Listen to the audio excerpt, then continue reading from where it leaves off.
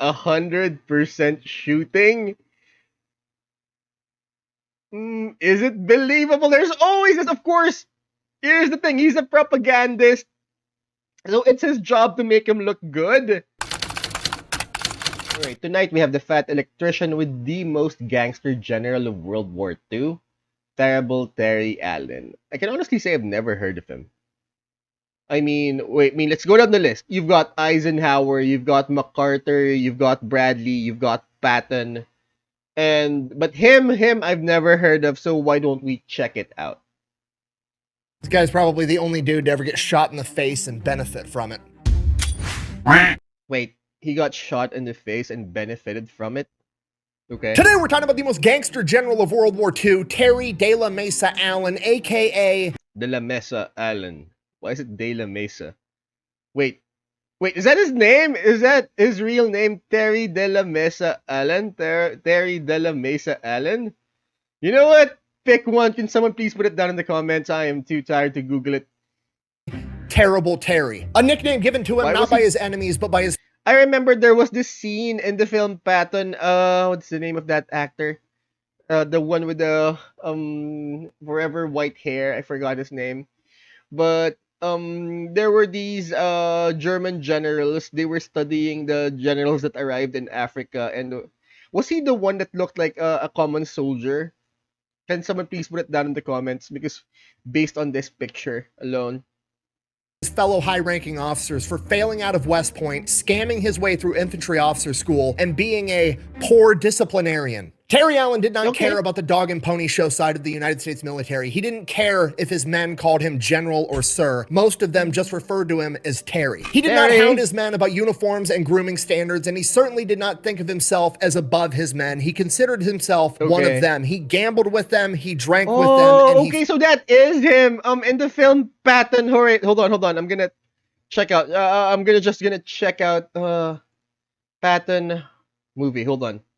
Patton movie. Oh, then in the 1970 film Patton, there was this scene where the German generals were basically studying their rivals, and one of them basically pointed at him, or pointed him out, that he looks like a common soldier. Okay, so that's something. Maybe I guess he considers himself as an enlisted man. Fought with them on the front lines. Legendary war correspondent Ermi Pyle describes Terry Allen as one of his favorite people and the true soldier's general. Another war correspondent described him as the greatest leader of men and tactical general in our army, while his contemporaries described him as...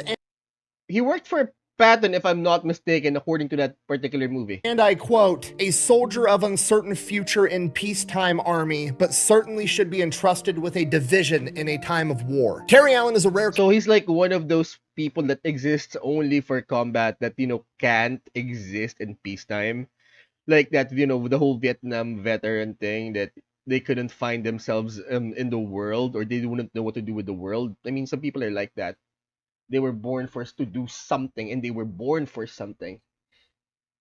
Case of a high-ranking officer being more concerned about the opinions of the men below him instead of the men above him. And it absolutely infuriated... So he definitely wasn't there for politics, alright? Many of his fellow generals, despite that he was... I mean, oh my god, this might be the reason why I've never heard of him. Only the enlisted men like him, and his fellow generals simply, didn't like him. So maybe that's why he wasn't that popular to begin with. Unlike, those concerned with getting their names out there, like Patton. I mean, in the film itself, the German generals called him a prima donna, and he definitely had the reputation of being a peacock, especially when there's when the media is involved. So yeah, maybe that's the reason why I've never heard of him. I mean, this is good work. So overwhelmingly effective on the battlefield that General Patton himself refused to go into battle without him. He was so overwhelmingly popular with the men that served beneath him and war correspondents that he actually ended up on the cover of Time magazine in World War II. Really? Despite that, 99% of you have probably never heard a single thing about him, and today we're gonna fix that. Great. All right, our story begins April 1st, 1888. A young Terry De La Mesa Allen is born at Fort Douglas, Utah. Terry Allen was not only born on a military installation, he was basically bred to be in the military. His father was Colonel Sam. So an army brat, okay? Got it? Samuel Allen, who served 43 years in the Army. And his grandfather on his mother's side was Colonel Carlos Alvarez de la Mesa, who fought in the Civil War at Gettysburg. Terry grew up his entire life on military installations in the West. The first thing this guy learned how to do after he learned how to walk was to ride a horse, drink, chew tobacco, gamble, and shoot the shit like an enlisted cavalry soldier. By the time he was 10 years old, he was— Hold on. I'm honestly just gonna look for a back scratcher, alright? It's killing me. There we go, there we go. Oh, yeah. Yeah, but... Oh, okay. We're back, boys. We're back. It's not like I expect anyone else to be here, right? But anyways, alright, so... He came from a military family, that's to be expected, and he continued the family business. Not surprising at all. Where did I put that? Oh. Not surprising at all. Okay. basically in the United States Army because he went to work with his dad and followed him around every single day. So at 19 years old, Terry goes off to West Point. He becomes pretty well known for basically two things. He's phenomenal at riding a horse and doing anything that actually involves like being a soldier out in the field, and he's absolutely horrible at everything. All right, so yeah, born to be a soldier right here. Right there. Else, and shows no motivation to improve upon it whatsoever. He racks up more demerits than anybody else in his class at West Point. His uniform's never perfect. His fingernails are always dirty. He's always drinking in class. He's cheating on exams. The exact type of behavior that you would expect from a child that grew up his entire life with enlisted men out in the field. Because of this, he is not very popular with his classmates because, well, it's the 1900s, and at this point in time, the officer class is still very much that same aristocratic class from, you know, the high. Oh, by the way, did you guys know that in the original West Point, in the early years of West Point, you need to learn how to be able to speak and read French? Because if I'm not mistaken, please put it down in the comments. The only courses were taught in like math and engineering or something like that, and almost all of the books in math or engineering were simply in French. So in order for you to actually get into West Point or continue keep studying at West Point, you needed to learn or you needed to know how to read and speak French. Society, and Terry Allen is because of the textbooks. Taking their dog and pony show very seriously, and on top of that, he also has a very severe stutter when he talks, so everybody kind of like gives him shit and makes fun of him. Because of this, at the age of 21, he ends up getting kicked out of West Point. Not taking no for an answer, he goes and enlists in a Catholic university, graduates at the age of 24, enlists in the Army, and then competes for a slot to be a cavalry officer. And he wins. He ends up getting commissioned about 5 months after his so he's good in where it counts class at West Point. From here, Terry is pretty much immediately sent to the southern border between the United States and Mexico, where he is tasked with stopping smugglers and gun runners from crossing the border. He gets in frequent skirmishes, and this is his first taste of combat. And when he's not doing that, he has to go and, you know, intermingle with his fellow officer class and their hoity-toity aristocratic society nonsense. And obviously, Terry's still not super popular. He's still rough around the edges. He's still kind of disheveled. He's got dirt under his fingernails. He likes to drink. He likes to cuss, and he's still got that stutter. But Terry does gain some popularity because you know what the hoity-toity officer class likes doing? They like playing polo. And you know what Terry's really good at? Riding a horse, which comes in handy when you're playing polo. Terry ends up becoming one of the best polo players around and ends up being the captain of his team. And they have this game slotted up where he's supposed to go up against this like regional champion team, and they're supposed to absolutely crush Terry's team. But Terry doesn't care what's supposed to happen. Terry wants to win regardless. So he makes his team go out and practice for weeks leading up to this game. I honestly thought that term or that word died with Glee back in the early 2Ks. And for practice, he has them shooting goals on a target that's only 1 yard wide when the average polo goal is 8 yards wide. If you can dodge a wrench, you can dodge a ball. What? So Terry essentially overtrains his team, and when that game comes around, the regional champion team takes 40 shots at the goal. They only make 7. Terry's team only takes 8 shots at the goal, but they made all 8. And this is the first glimpse we get to see at Terry's leadership and his— Again, 100% shooting. Is it believable? There's always this, of course. Here's the thing, he's a propagandist. So it's his job to make him look good. But, I mean, we're here. This is a class, all right. We're here to point out some inconsistency. So again, never played polo, never actually seen a polo match. I've been to to a polo club though, so I'm not really sure if 100% shooting is possible or not. Because guess what, guys? Even in the NBA and the NFL, there's no 100% passing rate. There's no 100% shooting rate. Even Michael Jordan and LeBron James couldn't do that. Anyways, let's just keep on moving. We're getting caught up in the details here. Mentality of how to get shit done. Ooh.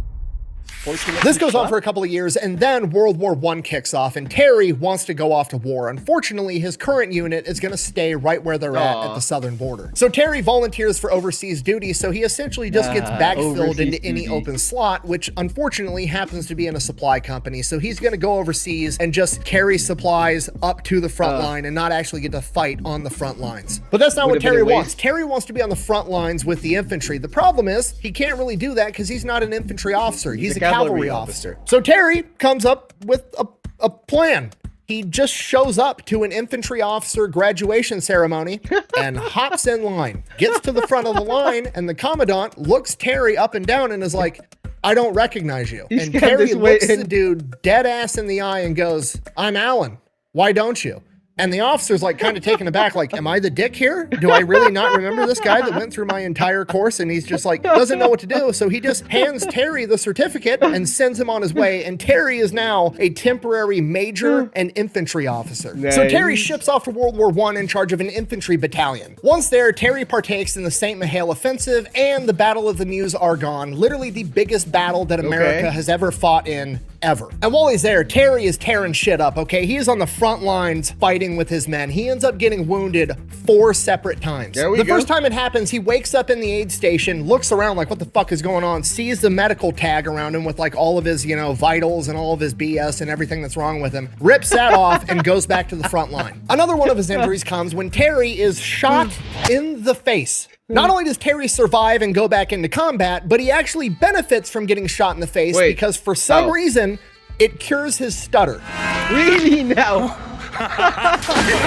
And this is really where we start to see the most gangster general start to come into play, right? Like getting wounded on the front line with your men and returning to combat before the doctor says you can. Pretty gangster. Getting shot in the face, surviving, and then returning to combat. Very gangster. But getting shot in the face and having the old adage, what doesn't kill you make you stronger, actually apply because... So that's how he became gangster. It literally cured. Taking a bullet to the face literally cured his stutter. Don't try it at home, boys and girls. I doubt your therapist would recommend a bullet to the face to cure a speech impediment. Because you not only survive, you not only return to combat, but you show back up and you suddenly speak better is undeniably the most gangster shit that's ever happened ever. As World War I continues to go on, Terry gets more and more comfortable in combat. This is where he really thrives and he's starting to get a lot of ideas of his own. And one of the things he comes up with is like, why the fuck are we fighting in the daylight? You know what I mean? Like, let's fight at night where nobody can see shit. It's pure chaos and Americans thrive in chaos. So one day, Terry gets ordered to take a position, and the estimated casualties of taking this objective are gonna be like 200 to 300 men. So Terry is like, fuck that. You know what we're gonna do? Instead of attacking tomorrow when we're supposed to attack, we're gonna attack tonight when it's dark. Okay, now at this point, that's not how you conduct warfare, okay? Not a lot of people are launching night attacks in trench warfare, but you know? I mean, the point of trench warfare was that it was like new to everyone. And the problem was, I mean, you still had cavalry during the First World War. And some generals literally outright refused to actually adjust to the new form of warfare. Anyways, that some of them thought that after this particular war, we're all going to go back to the pike and shot, to the line formation. But you know what? The world didn't return to it. All right? It would have been simply stupid to go back to the old ways of warfare. So, yeah, I guess this is it. It's basically the new world for men like Alan. You know what? Terry just showed back up after getting shot in the face, and now he speaks better. Fucking I'll follow that guy into any amount of combat anywhere, and that's pretty much how all of his men felt, except for one company commander. This company commander is like, no, we can't do that. We need to follow orders. We need to do exactly what we're told. We can't attack at night. You're gonna get us all killed, yada, yada, yada. Finally, Terry just gets fed up of hearing this dude, pulls out his pistol, and shoots him through the ass cheek. Terry then looks at this company commander and says, and I quote, "There, you're out. You're wounded." Thank you. You're welcome. Company commander goes to the aid station. His XO takes over. They launch this night attack. They take the objective, and they only lose 20 men. Wait, that's a court-martial offense, but then again, would you snitch? Would you snitch? No one would snitch. Snitches get stitches. So night combat was outrageously effective for Terry and his men, but shortly after that first night combat, the war ends up coming to an end. Terry would later go on to write, and I quote, "I wish the war hadn't stopped when it did. It's a damn shame. I was just beginning to get good ideas about commanding infantry battalions. I wish I could go back to the front and..." Okay, so there's this World War II British general, Mad Jack Churchill. Anyways, he had the same feeling about the whole thing, that they could have kept the war going for years if it wasn't for the Americans. So anyway, some people simply live for war. Try him out. Regardless, the armistice is signed, World War I is over, Terry ends up staying over in Europe until 1920 as part of the occupation army, and somewhere along the lines, he ends up, playing polo against the British, and then he ends up, being friends with some of the British officers, and he has this one officer that he ends up being pretty good drinking buddies with. And this particular officer's name was Edward VIII, as in like the Prince of Wales and future King Edward VIII, and Terry had no fucking idea until after the fact. So just to recap on Terrible Terry in World War I, literally scams his way into becoming an infantry officer, successfully leads an entire battalion into combat, earns a Silver Star, earns a Purple Heart, gets shot in the face that fixes his stutter, and then becomes drinking buddies with the fucking King of England. Terry's the main character. I don't know what to tell you. I want to be a cowboy.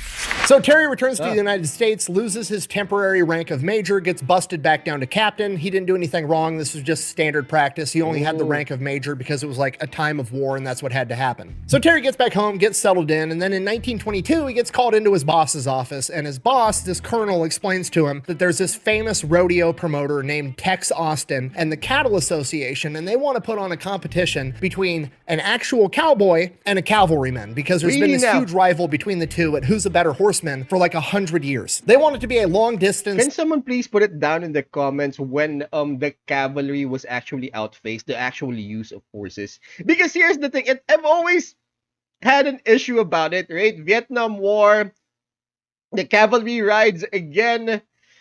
But here's the thing, the modern cavalry or the Vietnamese American cavalrymen, they rode up in helicopters. He always drop him off in the field of operations, and then they fight like infantry. You know what they're called? Those are dragoons. Dragoons are basically just mounted, are basically just infantry soldiers who ride to battle, but they don't fight on horseback like regular cavalry. I mean, they do fight on horseback, but usually that's not what they were designed for. They fight on horseback when there's something goes wrong. But dragoons basically just ride to battle, but they don't ride during battle. They don't utilize their horses during battle. They fight like regular infantry. So, can someone please put it down? I honestly don't know when they started, outfacing the use of actual horse. Because I know for a fact that in the early 2Ks, in the war against terror, I think a couple of Navy SEALs still led a cavalry charge against the Taliban or something. But anyways, the official date or when they started, outfacing actual horses. 300-mile race where each rider is only allowed to use one horse. Terry asks the colonel, that would actually end up getting some horses killed, who's going to compete for the army, and the colonel says, "You are, and you're gonna win." And he's gonna be competing against his legendary cowboy known as Key Dune. He was a former Is he gonna shoot someone in the ass again? wagon boss in the Old West. He's just a complete legend, and everybody is expecting whoever the army puts up to get absolutely smoked by this guy. And that's why it's a cattle congress and a rodeo promoter putting the whole thing on. They want to show that cowboys are better than the United States military. Unfortunately, they don't know that the U.S. Army has Terry Allen, and he's the main character. So the media and the newspapers hyped this up. The entire world Nice. is watching. The very first day, Terry clears over 50 miles and the cowboy barely hits 30. Terry's getting telegrams and updates on the race of where he's at, where the cowboy's at, how many miles are left to go every single night. And Terry is so far ahead the entire time that by the third day, So he it's decides the that he has endurance time to race. stop at a diner and have breakfast. The Nice. waiter, striking up casual conversation, asks Terry if he's heard about this crazy race going on between the legendary cowboy Key Dune and some army guy. And he goes like, I'm sure the army guy is really good, but he doesn't stand a chance against a real cowboy. To which Terry informs him, well, first off, my name's Terry Allen. I'm the army guy. And last I checked, I'm pretty far ahead of him. Nice. The restaurant ends up paying for Terry's breakfast for him. And then later that day, Terry receives a telegram that Key Dune ran into trouble and he couldn't get feed for his horse one night. Now, on one hand, that's good because Terry's definitely going to win now because this guy's horse might actually die without getting the proper care it needs. But on the other hand, not exactly how Terry wants to win. So Terry sends He goes a telegram back and helps the saying that horse. they need to send an army car with feed and water and everything his horse needs to Key Dune, and that's exactly what they do. They keep Key Dune in the race just so Terry can beat him fair and square. Okay, this is a double win. It's actually genius on Terry's part because on one side, he gets to look like a class act. On the other Nice. side, he's preemptively shutting up all the typewriter warriors that are going to be like, "Buh, he actually Actually, it would have been a flawed victory. He wouldn't have had a peaceful victory because everyone would have called out, the only reason you won is because the other guy's horse died. But then again, for you to be a decent cowboy is one of the skills required is to actually keep your horse alive, but accidents do happen. Anyways, yeah, it was a class act. He did everything right on this one. won because that guy couldn't get feed for his horse. It was a fluke. A real cowboy's still better than Army cavalry. Yeah. Buh. No, Terry's shutting all that shit out of the gate, and he's gonna beat this guy fair and square. And that's exactly what he does because he ends up beating Key Dune by over 7 hours. For the rest of the interwar years between World War I and World War II, Terry is pretty much just training and really defining the doctrine for what a cavalry soldier is supposed to be doing on the battlefield. You have to realize at this point in time, warfare on horseback is outdated, but nobody really knows that yet, right? Like, they're gonna get replaced by tanks and trucks, but World War I, tanks were just introduced. They were very simple things. It was just a big metal box with guns on it where you could pretty much just drive straight. They didn't have radios inside of them. They couldn't coordinate attacks. So a lot of people didn't understand the real potential with mechanized warfare. I mean, that's so a lot of reason people why World War I generals were thinking that we're gonna go back to the old ways of warfare after this one. still under the impression that horse warfare was still going to be very prevalent in the future. During this time, Terry literally rewrote the cavalry field regulations while he was at Fort Riley. He then went on to write a literal book about it that got published in the 1930s called Reconnaissance by Horse Cavalry Regiments. he's already a While all colonel. that was going on, he served as the assistant commander in 3 separate divisions where it was said that he, and I quote, succeeded in convincing all of his charges that they were the best outfit in the army. Again, this speaks to they Terry's now? unorthodox but truly exceptionary leadership skills. The big red one. Ooh.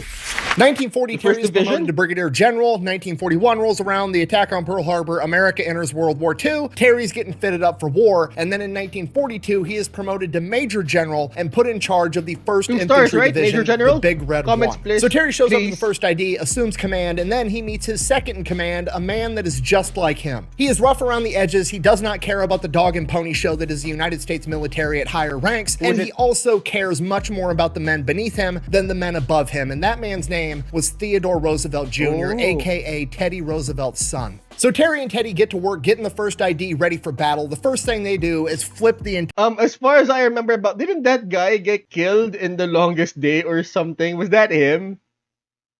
Please put it down in the comments. entire script on its head. Terry actually becomes friends with all of the men beneath him. They don't even call him General or Sir. They literally call him just end Terry. up calling him Terry. Terry doesn't hound him about having a prim and proper uniform all the time. The only thing Terry hounds him on is that their weapon is absolutely spotless and that they're good at their Immaculate. job. Unlike a lot of other high-ranking officers, Terry doesn't micromanage all of the officers and NCOs beneath him. Terry realizes that he has a very zoomed-out bird's eye view of everything that's going on, and the men on the ground that are actually seeing individual problems up close have have a much better idea of what's going on and how that problem needs to be solved. Terry focuses on actually picking the right men for the job, telling them what he wants done, and then letting them figure out how to do it. By November of 1942, Terry, Teddy, and the 1st Infantry Division are going to partake in Operation Torch, the Allied invasion in North Africa, particularly Morocco and Algeria, and the 1st Infantry Division is tasked with taking over a major city with an airfield known as Oran. November 8th, 1942 at midnight, the 1st Infantry Division makes its amphibious landing into Algeria, and everything goes absolutely textbook. They see a little bit of resistance, but not much. They overcome it almost immediately. Oran's about 25 miles from the beachhead, and they have to clear all of that distance on foot, rucking and carrying. I mean, it is the big red one, the 1st Infantry Division. All their gear with them. During that time, they experience very minimal resistance until they come across a town called St. Cloud, where all of the forces had kind of regrouped and fell back to this town in fortified fighting positions and were waiting for the Allied forces to come in and fight them. At this point, Terry's got to consider what he actually wants to do here, because he could send in all of his men, clear out the entire town, kill all the enemies, and probably be considered a war hero for it. But he's going to be putting his men in harm's way, and there's nothing of strategic value inside of St. Cloud. His objective is to take over the city of Oran, and he doesn't need St. Cloud to do it, and he's not going to put his men in harm's way for no reason. I mean, that's the point. Do you ignore it? But the problem with that kind of fortified position, they can hit you from behind, or they can actually have the ability to lift sieges. They're going to be a pain in the ass. So, question now is he going to bypass the town, or what? I mean, this is where we are going to see his genius. Thank you for watching, guys. Now, if you want me to check out other stories here on YouTube, please let me know in the comments. We upload every Monday, Wednesday, and Friday at 12 p.m. Eastern Standard. Please like, share, subscribe, do the whole notification button thing to help me out with the algo. And don't forget to check out our Twitch channel where you can catch me do this live. Now, class dismissed.